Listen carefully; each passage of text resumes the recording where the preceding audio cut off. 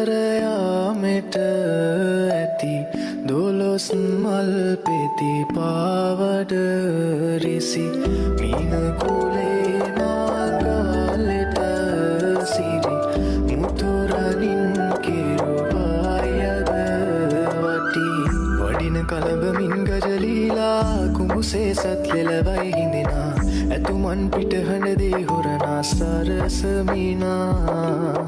වඩින කලබමින් ගජලීලා කුඹුසේ සත් ලෙලවයි හිඳිනා ඇතුමන් පිටහඬදේ හොරනා සරසමිනා